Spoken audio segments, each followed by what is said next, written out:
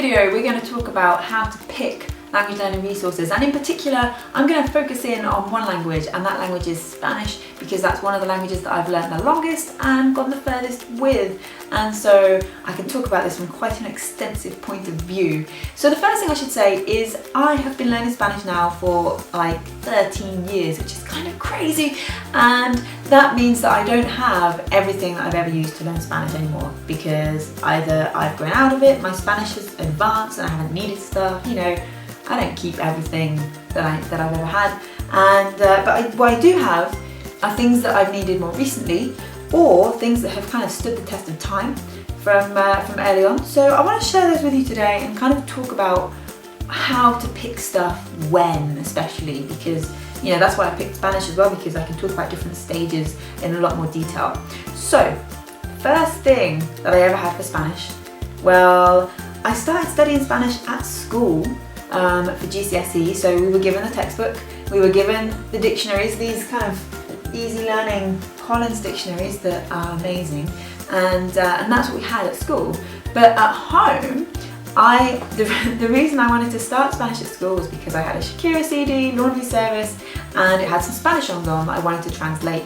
So for my birthday, I asked for Donde Están los Ladrones, the previous Shakira album that was completely in Spanish, and I asked for a small Spanish dictionary. It wasn't this exact one, it was one very similar. This one came a little bit later.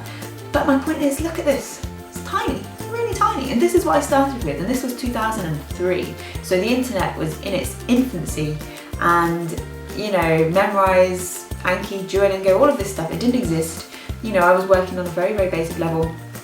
But my point is, I did not need to go out and raid Waterstones of their Spanish language learning collection. You don't have to start with everything, and especially when you're starting, you want to keep it kind of relatively focused. And maybe this is more difficult nowadays, I think, perhaps with the internet and with so much choice so readily available.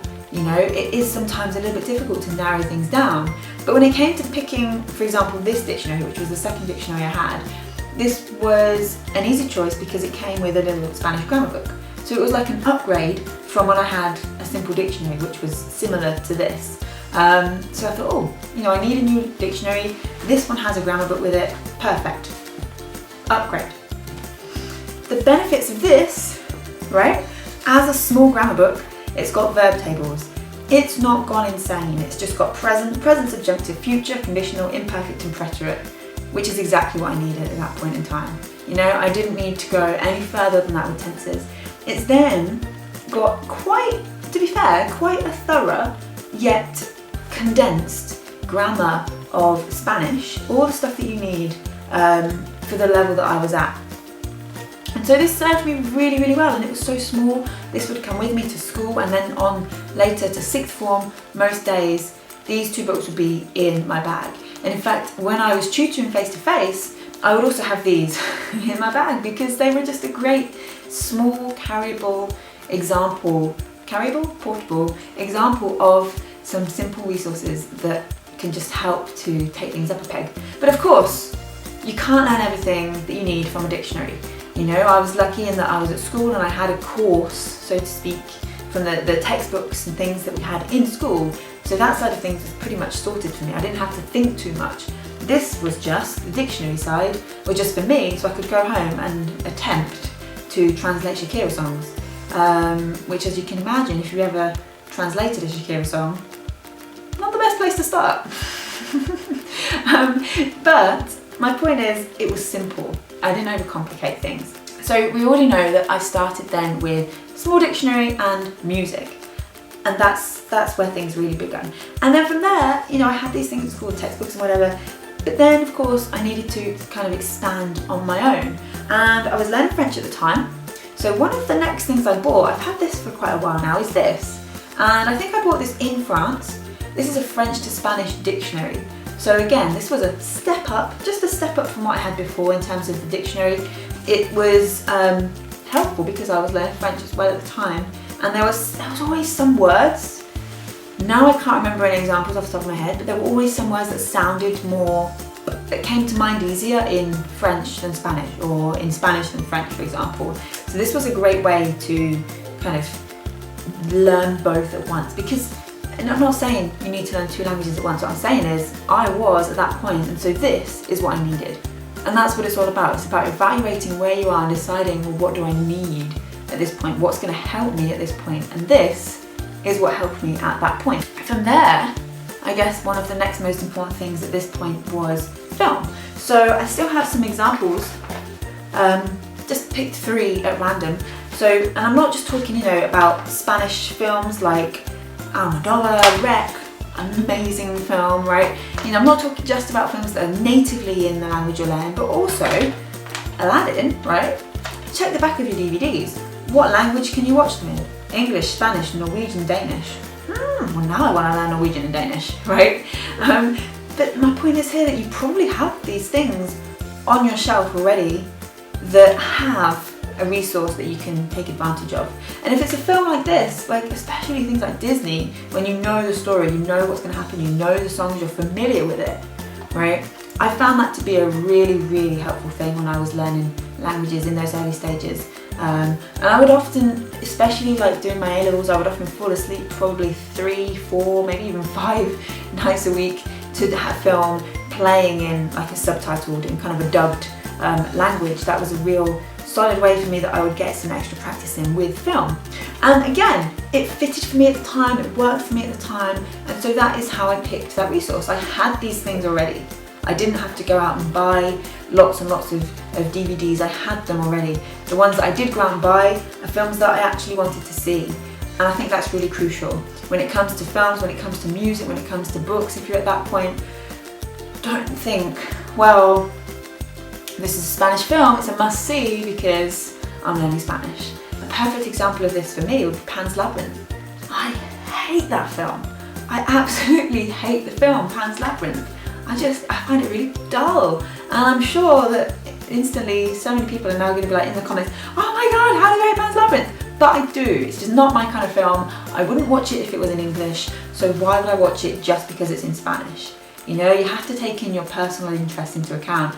And when it comes to picking resources, and in particular things like film, music and kind of books, the kind of more cultural aspects that you're going to use to support your core language learning, then consider that. Consider your own preferences, because you don't want it to be a chore. You really, really don't. So make it as easy as possible when you're deciding on things like that. One of the next things I think I got that has still kind of stayed on my shelf is probably this. How it's part of my Spanish. There's also a part of my German and French, according to the back of the book. And this is just a real fun, it's kind of swear words and all of those sort of things like double entendre, right? Oh, and the playing card. But this is just a kind of fun addition. I'm never going to learn Spanish full on with this, just like I'm never going to learn Spanish full on with watching Rec or reading my tiny dictionary or my tiny grammar book, right? But it's going to support me in a way that I enjoy and in a way that at the time was relevant to where I was. I was at a point where my Spanish was good and I just wanted to kind of learn more colloquial stuff because it had been very classroom based, and so that's where this fitted in. From the beginning I wouldn't have needed this, especially because I was 14. Oh, imagine learning all these rude words at 14, right? So I wouldn't have needed that. Another example of that is this, which came at university level, which is a dictionary purely in Spanish.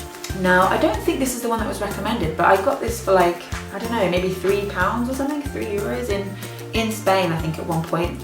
And it's exactly what it is. It's just a Spanish monolingual dictionary. So you can see the advance here, right? From a tiny gem dictionary to a French and Spanish dictionary. In between, I still have, which I don't have here because it's too big to hold up, is a big proper chock-off Spanish-English dictionary. And then this is like the next level. Whereas, again, if I'd started with this, wouldn't have made any sense to me. I did not need this at the start. So this is key when you're thinking about picking resources, is what do I need now? It's all very well and good seeing things and thinking, that's cool, that's going to help me later down the line, but right now, do I need this? Do I need a monolingual Spanish dictionary right now? No. Do I need it ever? Maybe not, right? So at the same time, don't feel pressured to buy or to kind of invest in resources that you feel like, I'm at the level where that's what I'm expected to have, so I need to get that thing.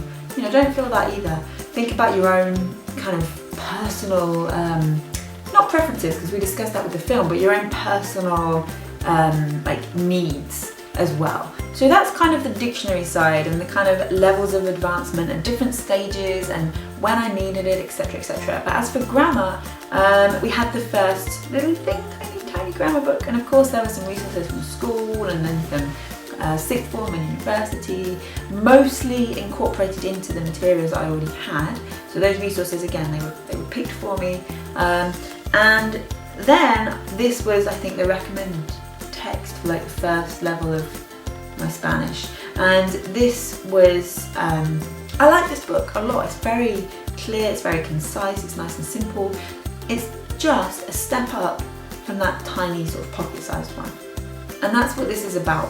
My point here is, you know, don't start. In fact, if we move on, the current grammar book that I really focus on is this. Right? This is huge. Imagine if I'd had this when I was like 13, 14 and trying to start out and understand this language. This would have absolutely blown my mind and put me off Spanish forever.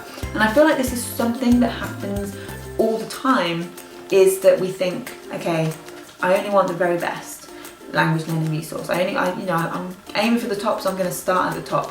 But actually no, sometimes when you're picking resources to use, you want to start with the basic stuff. You know what's a great thing is these phrase books. Especially, I really like the Lonely Planet phrase books. They're so simple. They give you really useful stuff. They give you basic grammar that you can put into like sentences and real useful stuff that you can then build on.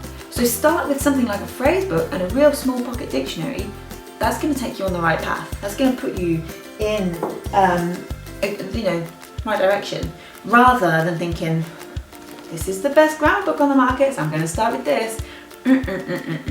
You know, pick what's appropriate for your level. So yeah, from this to this.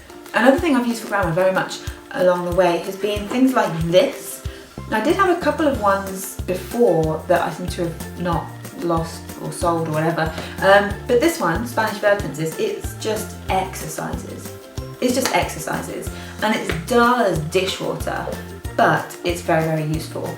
And my favourite one right now is Shomes. These are just, I don't know why I like them. I just like them. I like their structure, I like their order of how they kind of introduce things to you, and they're just real short, easy exercises. So this is, again, kind of where I'm at now in terms of grammar, just that kind of advancing. And this, to be fair, you could probably start with this from maybe a couple of years in, not from day one. You know, you don't want something like this from day one. Grammar drills, like, not many people love this stuff, you know, and you don't need to go in. I mean, let's just look at this. Nouns and articles is chapter 1. That's like 16 pages of nouns and articles exercises. And of course, you want to get things right from the beginning, but you don't have to get them perfect from the beginning. And that's really important to remember as well. When you're deciding resources, don't think, well, I need this book from day one because I want to get my nouns and articles spot on from day one. It's like, that's fine, but 16 pages of that is probably going to drive you a little crazy. You know, you probably want to advance on to something like that. But this is all well and good in Spanish, right? Where I was mostly studying on my own alongside kind of an academic course and being given materials in that sense and resources from that side of things as well. So that was all set up for me. I didn't have to worry about it. But when it comes to learning on your own, then you're probably going to want to find a substitute for that. My absolute favourite is Teach Yourself. I've got a few. You can probably tell that I quite like this. Most recently I've been using this for Japanese. The reason I like it, if I find you, this is a really old example, but the reason I like it is, again, it's the structure of the book, it's the order, it's the layout. All of the stuff that we've just looked at, right, as these like additional kind of support materials for Spanish, the grammar, all of that stuff is included in here. So you don't have to think as much along the way about, well, what's right for me, because the book is telling you what's right for you. And in which case then you're lucky, right? Because it's there. But of course, then you may want to have a dictionary and like a small grammar book or a grammar exercise book or something as like a support, in addition to this being kind of your main course. So we fancy this is my favourite Japanese dictionary, and again, it's called Concise Japanese Dictionary because I'm in the early stages. I don't need a Japanese dictionary the size of my Spanish one. That's not where I'm at right now, so I don't need to worry about that. So a few things really that I want to be key points, key takeaway from this video is, number one, think about where you are at, okay? So don't think, well, I need the best, and the best is the one that explains everything, so I'm gonna get that and start with that. You don't need that, okay? Start with the basic stuff. Don't be afraid of things looking too simple. Too simple can be a nice thing, right? Number two is think about as well, kind of, if you've studied languages before, go back in your brain and think, well, what did I love about studying that language? What did I enjoy? What resources worked for me as well? And what also what didn't work for you? What didn't you enjoy, right? And bring that into it, incorporate that into deciding what things you're going to use now. Because if you had a Shomes book for French and you hated it, chances are you're going to hate it for Spanish too. There's no reason why it should be any different. So don't bother, don't waste your time if it's going to stress you out. Just ignore that, find something else that does work for you. And thirdly, I would say is also think about money. How much do you want to spend on learning this language? Is this a language that you really want to take far and that you want to advance with, you want to pass exams with, etc., etc.? If so, it's probably worth investing a bit of money into the language as well as your time, because your time is going to be better spent if you invest the right money. And I'm not just saying if you buy X course for £100 and Y course for $300, then boom, you're going to be fluent. That's not what I'm saying at all, because regardless of what resources you have and how much they cost, at the end of the day, it comes down to you. And you know, you can have amazing resources for £100, but you can also have amazing resources for £1 or even for free. It just depends what you use them for and how you use them and how you kind of make the most of what you do have and what you can afford. And that's kind of really what it's about, because anyone can learn a language at any cost. The most important thing is your own personal internal dedication and internal drive to do that and to use the resources that you buy and to use the resources that you have as best as you can, right? So if all you have right now is a couple of DVDs on your shelf that happen to have subtitles, watch them in subtitles, in a dubbed version, whatever it might be. You know, whatever you have already, start with that, and that's going to be something that you can build a solid foundation from, right? For me, that was a Shakira CD in Spanish, right? It was a Shakira CD with I think the first one had maybe 3 or 4 songs in Spanish, and then Donde Están los Ladrones had 12 in Spanish, I think, something like that. And that was my kind of thing that I would use constantly. I'd listen to it all the time, I'd come back to it. Not because this is Spanish, I must listen, but because I liked it. I liked the thing. And that is tip number 4 is, kind of talking about, we've discussed what did you enjoy before.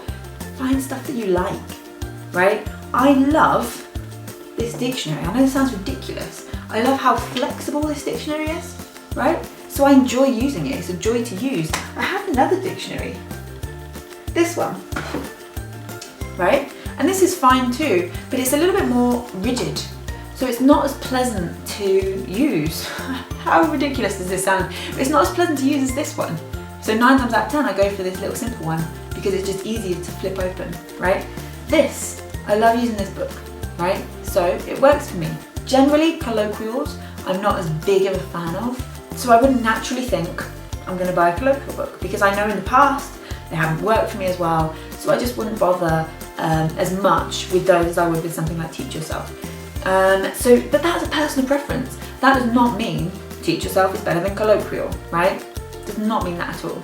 So when it comes to picking them, it's a very personal thing, but think about those key points that we've discussed. And I hope this has been helpful for you. I hope this has given you something to think about when you're picking language learning resources. And of course, I'm talking about physical things that I can show you in this video, I haven't even barely mentioned stuff online.